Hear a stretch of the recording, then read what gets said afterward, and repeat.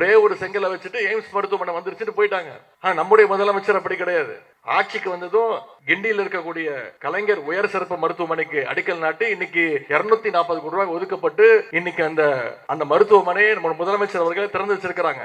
இவ்வளவு ஓரவஞ்சனைகளையும் கொடுமைகளையும் ஒன்றிய அரசு இன்னைக்கு பண்ணிட்டு இன்னைக்கு பாசிஸ்டுகள் டெல்லியில உட்கார்ந்துட்டு தமிழ்நாட்டை எப்படியாவது ஆளலான்னு முயற்சி பண்ணிட்டு இருக்காங்க. அதற்கு பழைய அடிமைகளும் அவங்களோட சேர்ந்து இன்னைக்கு புது அடிமைகளும் சேருவதற்கான வாய்ப்பு இருக்கு. எத்தனை பேரை கூட்டிட்டு வந்தாலும் தமிழ்நாட்டு மக்கள் என்னைக்கும் நம்முடைய திராவிட முன்னேற்ற கழகத்தையும் நம்முடைய முதலமைச்சர் அவர்கள் தான் மீண்டும் முதலமைச்சராக தேர்ந்தெடுப்பாங்க. சைதாப்பேட்டை தொகுதியில் மா சுப்பிரமணியம் அவருடைய ஏற்பாட்டில் நடத்தப்படுகின்ற கலைஞர் கணினி பயிற்சியகத்தில் படித்த 1500 மாணவ மாணவிகள், ஆட்டோக்கள் பெற்ற 1500 ஆட்டோ ஓட்டுநர்கள் என மொத்தம் 3000 பேருக்கு பொங்கல் நலத்திட்ட உதவிகள் நிகழ்ச்சிகள் இங்கே நடைபெற்றுக் கொண்டிருக்கிறது. நிகழ்ச்சி மூலம் உங்களை எல்லாம் சந்திக்கின்ற வாய்ப்பை பெற்றதற்கு மிகவும் மகிழ்ச்சி அடைகின்றேன். வந்திருக்கக்கூடிய அத்தனை பேருக்கும் முதல் என்னுடைய ஆங்கில புத்தாண்டு வாழ்த்துக்களையும் பொங்கல் வாழ்த்துக்களையும் நான் தெரிவித்துக் கொள்கின்றேன். பொதுவாக பொங்கல்னாலே அனைவருக்கும் ஒரு கூடுதல் மகிழ்ச்சி ஏற்படும். ஏன்னா பொங்கல் தான் நம்முடைய பண்பாட்டுடைய அடையாளம், தமிழ் பண்பாட்டுடைய அடையாளம். முழுக்க முழுக்க இயற்கைக்கு நன்றி சொல்ற விழா அது பொங்கல் திருவிழா. அதே மாதிரி உழைப்பை கொண்டாடுற விழானா நம்முடைய பொங்கல் திருவிழா தான். இவ்வளவு சிறப்பான ஒரு பொங்கல் நிகழ்ச்சியை நாம் அத்தனை பேர் சேர்ந்து இங்கே கொண்டாடி கொண்டிருக்கிறோம். எனக்கு முன்பு பேசிய சகோதரிகள் சகோதரர்கள்லாம் அவங்க அடைந்த பலன்களை பற்றி இங்கே குறிப்பிட்டு பெருமையாக பேசினார்கள்.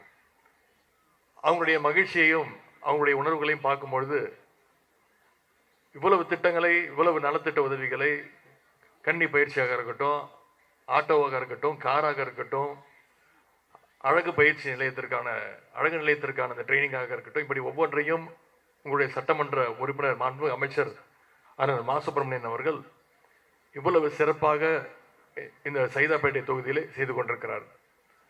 அதை பார்க்கும்பொழுது என்னுடைய வாக்கு, நான் தங்கி இருப்பது, என்னுடைய இல்லம் இருப்பது மயிலாப்பூர் தொகுதியில். நான் மயிலாப்பூர்லேருந்து தொகுதி மாறி இந்த சைதாப்பேட்டை தொகுதிக்கு வந்துடலாமா அப்படின்ற ஒரு நினைப்பை தருகின்ற அளவுக்கு அண்ணன் மா சுப்பிரமணியன் அவர்கள் இங்கே சிறப்பாக அனைத்தையும் செய்திருக்கின்றார். அதனால தான் இங்கே வந்திருக்க அத்தனை பேரும் மகிழ்ச்சியோடு சிரித்த முகத்தோடு உட்கார்ந்துருக்கிறீங்க. இந்த மகிழ்ச்சி எப்போதுமே தொடரணும். பொங்கல் பண்டிகையை முன்னிட்டு இன்னைக்கு நம்முடைய திராவிட முன்னேற்ற கழகம் இன்னைக்கு இவ்வளவு சிறப்பான நிகழ்ச்சியை சைதாப்பேட்டையில் மட்டுமல்ல, கடந்த 4-5 நாட்களாக தமிழ்நாடு முழுக்க எல்லா இடங்கள்லையும் நாம கொண்டாடிக்கிட்டு இருக்கிறோம். பொதுமக்களுக்கு நலத்திட்ட உதவிகளை வழங்கிட்டு இருக்கிறோம். திராவிட முன்னேற்ற கழகம் நம்முடைய கட்சியின் சார்பாக, இயக்கத்தின் சார்பாக நிகழ்ச்சி நடத்திட்டு இருந்தாலும் அரசின் சார்பாகவும் தமிழ்நாடு அரசின் சார்பாகவும் இன்னைக்கு பல்வேறு நலத்திட்ட உதவிகளை வழங்கியிருக்கின்றோம். அது பொங்கலை முன்னிட்டு நம்முடைய முதலமைச்சர் அவர்கள்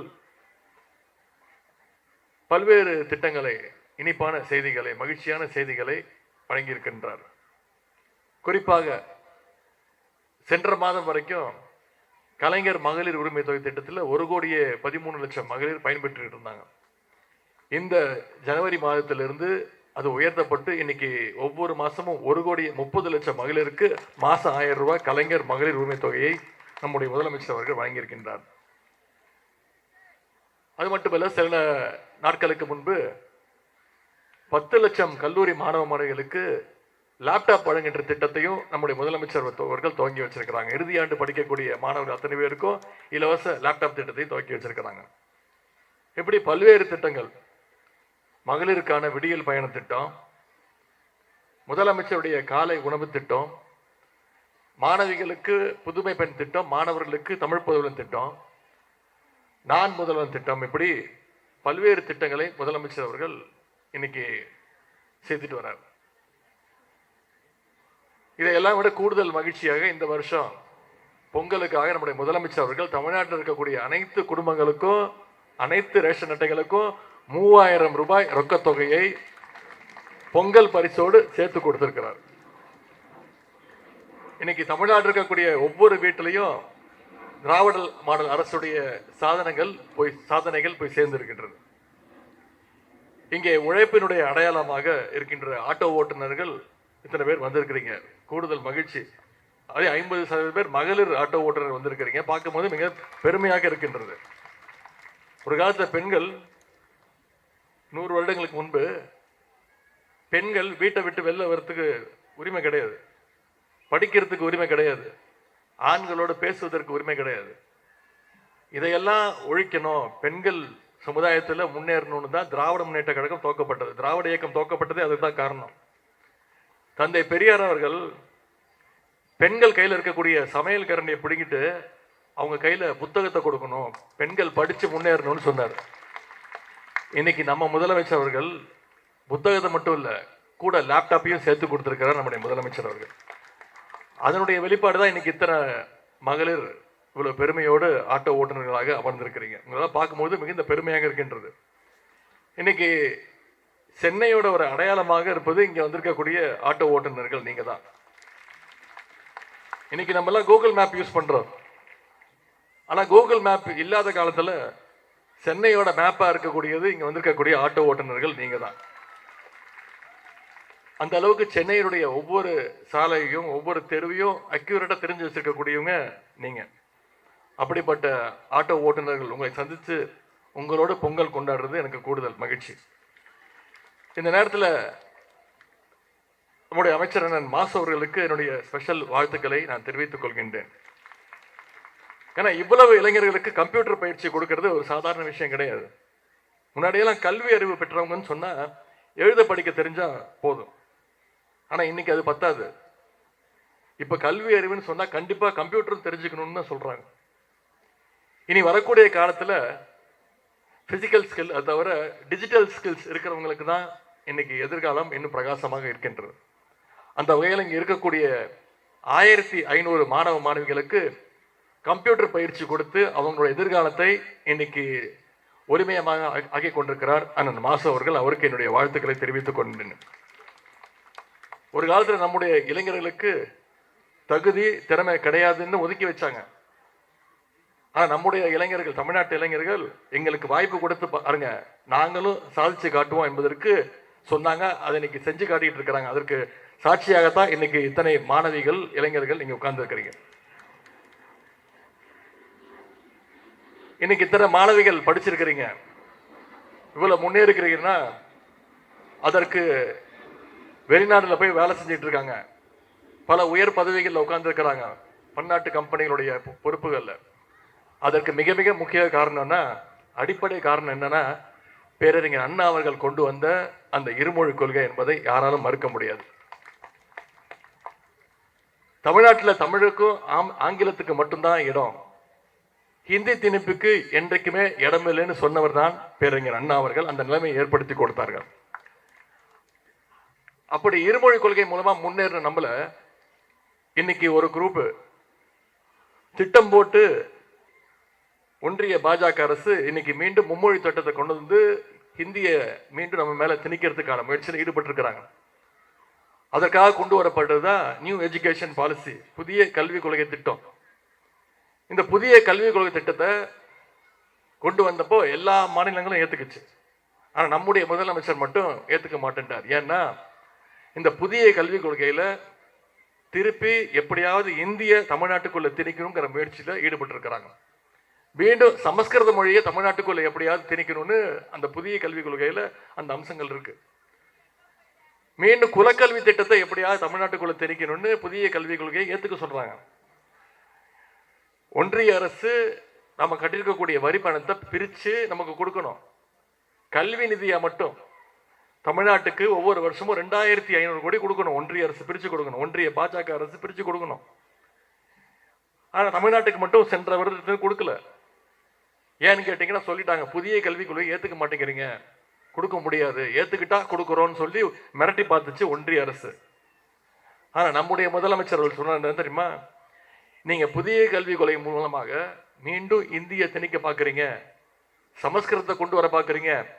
2500 கோடி இல்ல, நீங்க 10,000 கோடி கொடுத்தாலும் என்னைக்கோ தமிழ்நாட்டுக்குள்ள நான் புதிய கல்விக் கொள்கையை அனுமதிக்க மாட்டேன், என் தமிழ்நாட்டு மக்கள் மீது அனுமதிக்க மாட்டேன்னு சொல்லி இன்னைக்கு சட்ட போராட்டத்தை நடத்திட்டு இருக்கிறது நம்முடைய தமிழ்நாடு அரசு. அன்றைக்கு மட்டுமல்ல, இன்றைக்கும் இந்தி திணிப்பை தமிழ்நாடு எதிர்க்கும்.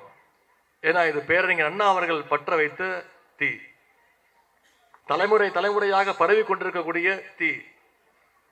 இன்னைக்கு அண்ணா வழியில, கலைஞர் வழியில தான் நம்முடைய முதலமைச்சர் அவர்கள் ஆட்சி நடத்திட்டு இருக்கிறார். இப்படி மொழி உரிமை, நிதி உரிமை, மாநில உரிமைன்னு இன்னைக்கு இந்தியாவில் இருக்கக்கூடிய அனைத்து முதலமைச்சர்களுக்கும் ஒரு எடுத்துக்காட்டாக, வழிகாட்டியாக இருக்கக்கூடியவர் தான் நம்முடைய முதலமைச்சர் அவர்கள். அதுக்கு ஒரே ஒரு எடுத்துக்காட்டை இங்க குறிப்பிட விரும்புகின்றேன். சமீபத்தில் நீங்க தொலைக்காட்சியில் பார்த்திருப்பீங்க. ஜம்மு காஷ்மீருடைய முன்னாள் முதலமைச்சர், ஜம்மு காஷ்மீர் மக்கள் ஜனநாயக கட்சியினுடைய தலைவர், அவங்க பெயர் மெஹபூபா முஃப்தி அவர்கள். அவங்க காஷ்மீரை சேர்ந்தவங்க. காஷ்மீர்ல பத்திரிகையாளர்களை சந்திக்கிறாங்க. பத்திரிகையாளர் கேட்கிற கேள்விக்கெல்லாம் பதில் சொல்றாங்க. அவங்களுடைய தாய்மொழி காஷ்மீரியில பேசிட்டு இருக்காங்க. அப்ப பத்திரிகையாளர்கள் குறுக்கிட்டு அவங்க கிட்ட சொல்றாங்க, ஆமா நீங்க வந்து உருதுல பேசுங்க, இல்லை இந்தியில பேசுங்க அப்படின்னு குறுக்கிட்டு சொல்லும்பொழுது அம்மையார் அவர்கள் சொல்றாங்க, அந்த ஜம்மு காஷ்மீர் மக்கள் ஜனநாயக கட்சியினுடைய முன்னாள் முதலமைச்சர் அவர்கள் மெஹபூபா முஃப்தி அவர்கள் சொல்றாங்க, என்னுடைய தாய்மொழியில பேசக்கூடாதுன்னு சொல்றீங்களே, உங்களுக்கு தைரியம் இருந்தா தமிழ்நாட்டுக்கு போய் அங்க இருக்கிறார் முதலமைச்சர், என்னுடைய சகோதரர் ஸ்டாலினை பார்த்து உங்களுக்கு சொல்வதற்கு தைரியம் இருக்கான்னு எங்க காஷ்மீர்ல இருக்கக்கூடிய ஒரு முன்னாள் முதலமைச்சர் அவர்கள் நம்முடைய முதலமைச்சரை வந்து எடுத்துக்காட்டாக சொல்றாங்க. இப்படி மொழி உரிமை, மாநில உரிமைன்னு வந்துச்சுன்னா காஷ்மீர் வரைக்கும் நம்முடைய தலைவருடைய, நம்முடைய முதலமைச்சருடைய பெயர் தான் அவங்களுக்கு ஞாபகம் வருது. இன்னும் உதாரணத்துக்கு சொல்லணும்னா, கடந்த 10 ஆண்டுகள்ல ஒன்றிய பாஜக அரசு சமஸ்கிருத மொழிக்கு யாருமே பேசக்கூடாத, யாருமே பேச முடியாத சமஸ்கிருத மொழிக்கு வளர்ச்சிக்கு 2600 கோடி ரூபாய் ஒதுக்கீடு செஞ்சிருக்கிறாங்க ஒன்றிய அரசு. ஆனா நம்முடைய தமிழ் மொழியினுடைய வளர்ச்சிக்கு பாத்தீங்கன்னா ஒன்றிய அரசு ஒதுக்குனது வெறும் 150 கோடி.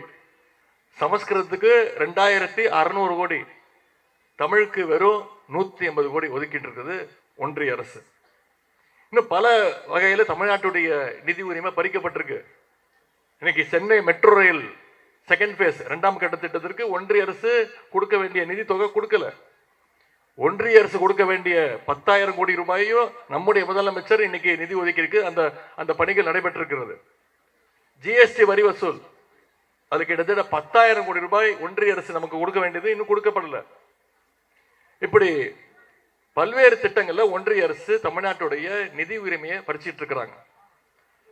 மதுரை கோவை மெட்ரோ திட்டத்திற்கு ஒன்றிய அரசு இதுவரைக்கும் அனுமதி கொடுக்கல. ஆனா அது மட்டும் இல்ல, எய்ம்ஸ் மருத்துவமனை உங்களுக்கு தெரியும், ஒரே ஒரு செங்கலை வச்சுட்டு எய்ம்ஸ் மருத்துவமனை வந்துருச்சுட்டு போயிட்டாங்க. ஆனா நம்முடைய முதலமைச்சர் அப்படி கிடையாது. ஆட்சிக்கு வந்ததும் கிண்டியில் இருக்கக்கூடிய கலைஞர் உயர் சிறப்பு மருத்துவமனைக்கு அடிக்கல் நாட்டி இன்னைக்கு 240 கோடி ரூபாய் ஒதுக்கப்பட்டு இன்னைக்கு அந்த மருத்துவமனையை நம்ம முதலமைச்சர் அவர்கள் திறந்து வச்சிருக்கிறாங்க. இவ்வளவு ஓரவஞ்சனைகளையும் கொடுமைகளையும் ஒன்றிய அரசு இன்னைக்கு பண்ணிட்டு இன்னைக்கு பாசிஸ்டுகள் டெல்லியில உட்கார்ந்துட்டு தமிழ்நாட்டை எப்படியாவது ஆளலான்னு முயற்சி பண்ணிட்டு இருக்கிறாங்க. அதற்கு பழைய அடிமைகளும் அவங்களோட சேர்ந்து இன்னைக்கு புது அடிமைகளும் சேருவதற்கான வாய்ப்பு இருக்கு. எத்தனை பேரை கூட்டிட்டு வந்தாலும் தமிழ்நாட்டு மக்கள் என்னைக்கும் நம்முடைய திராவிட முன்னேற்ற கழகத்தையும் நம்முடைய முதலமைச்சர் அவர்கள் தான் மீண்டும் முதலமைச்சராக தேர்ந்தெடுப்பாங்க. அதை எப்படியாவது தடுக்கணும்னு தான் எஸ்ஐஆர் திட்டத்தை கொண்டு வந்தாங்க. அதை முதல்ல இருந்து எதிர்த்தது திராவிட முன்னேற்ற கழகம், நம்முடைய தலைவர் தான். இன்னைக்கு பாத்தீங்கன்னா இந்த எஸ்ஐஆர் திட்டத்தின் மூலமா, ஸ்பெஷல் இன்டென்சிவ் ரிவிஷன் மூலமாக தமிழ்நாட்டில் 97 லட்சம் வாக்காளர்களை நீக்கி இருக்கிறாங்க. இந்த 97 லட்சத்து வாக்காளர்கள் முக்கியமானவங்க, பெரும்பான்மை யாரும் பாத்தீங்கன்னா மகளிருடைய வாக்குகள், சிறுபான்மை மக்களுடைய வாக்குகள். ஏன்னா அவங்களுக்கு தெரியும் நிச்சயம் மகளிரும் சிறுபான்மையினரும் பாஜகவுக்கும் அடிமைகளுக்கும் வாக்களிக்க மாட்டாங்க அப்படின்னு திட்டம் போட்டு 97 லட்சம் வாக்காளர்களை நீக்கி இருக்கிறாங்க. சென்னையில மட்டும் 14 லட்சம் வாக்காளர்களை நீக்கி இருக்குது ஒன்றிய அரசு, எலெக்ஷன் கமிஷன். இங்க வந்திருக்கக்கூடிய உங்ககிட்ட நான் உரிமையோடு கேட்டுக்கொள்வது, நீங்க ஒவ்வொருத்தரும் உங்களுடைய பெயர் வரைவு வாக்காளர் பட்டியல்ல இடம்பெற்றிருக்கா?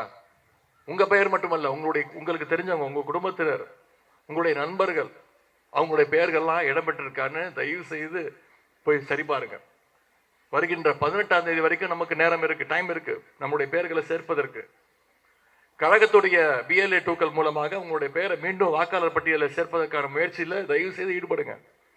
தகுதியான ஒரு வாக்காளரோட பெயர் கூட வாக்காளர் பட்டியலிருந்து விடுபட்டு விடக்கூடாது. உங்களுடைய வாக்குரிமையை நாம பாதுகாத்து ஆக வேண்டும். வர இருக்கின்ற 2026 சட்டமன்ற தேர்தல் என்பது தமிழ்நாட்டுடைய சுயமரியாதையை, நம்முடைய மாநில உரிமையை பாதுகாக்கின்ற தேர்தல் என்பதை நீங்கள் புரிந்து கொள்ள வேண்டும். திராவிட மாடல் பார்ட் 1 4.5 வருஷம் ஆட்சியை நம்முடைய முதலமைச்சர் அவர்கள் சிறப்பாக செய்திருக்கிறார். பார்ட் 2வை நிச்சயம் தமிழ்நாட்டு மக்கள் அமைச்சு கொடுப்பாங்க. அது நம்முடைய ஆட்சியுடைய சாதனைகள் நிச்சயம் தொடரும். ஆகவே இந்த அரசுக்கு நீங்கள் ஆதரவாக இருக்க வேண்டும் என்று நான் கேட்டுக்கொள்கின்றேன். வருகின்ற சட்டமன்ற தேர்தலில் 200க்கும் அதிகமான தொகுதியில் நிச்சயம் திராவிட முன்னேற்ற கழகம் வென்று மீண்டும் திராவிட முன்னேற்ற கழகம் தான் ஆட்சி அமைக்கும். மீண்டும் நம்முடைய முதலமைச்சர் தான் முதலமைச்சர் காரில் உட்காருவார். அதற்கு தொடக்கமாக இந்த சென்னை தெற்கு மாவட்டமும் இந்த சைதாப்பேட்டை தொகுதியும் வெற்றியும் நிச்சயமாக இருக்க வேண்டும். கழகம் 7வது முறையாக ஆட்சி அமைக்கணும்னா நம்முடைய முதலமைச்சர் அவர்கள் தொடர்ந்து 2வது முறையாக முதலமைச்சர் பொறுப்பு நாற்காலியில் உட்காரணும்னா வந்திருக்கக்கூடிய சகோதரர்கள் நீங்க அத்தனை பேரும் அடுத்த 2 மாதங்கள் களத்தில் இறங்கி அந்த பிரச்சாரத்தை, ஏன் இந்த பகுதி மக்கள் திராவிட முன்னேற்ற கழகத்திற்கு உதயசூரியன் சின்னத்திற்கு ஏன் வாக்களிக்க வேண்டும் அப்படின்ற அந்த பிரச்சாரத்தை மக்களிடத்தில் நீங்க கொண்டு போய் சேர்க்க வேண்டும் என்று உங்களை எல்லாம் கேட்டுக்கொண்டு இந்த சிறப்பான நிகழ்ச்சியை ஏற்பாடு செய்த நான் மாசுவன் அவர்களுக்கு மீண்டும் என்னுடைய பாராட்டை தெரிவித்துக் கொண்டு வந்திருக்கக்கூடியவங்க அத்தனை பேருக்கும் மீண்டும் என்னுடைய பொங்கல் வாழ்த்துக்களை தெரிவித்து வாய்ப்புக்கு நன்றி கூறி விடைபெறுகின்றேன். நன்றி, வணக்கம்.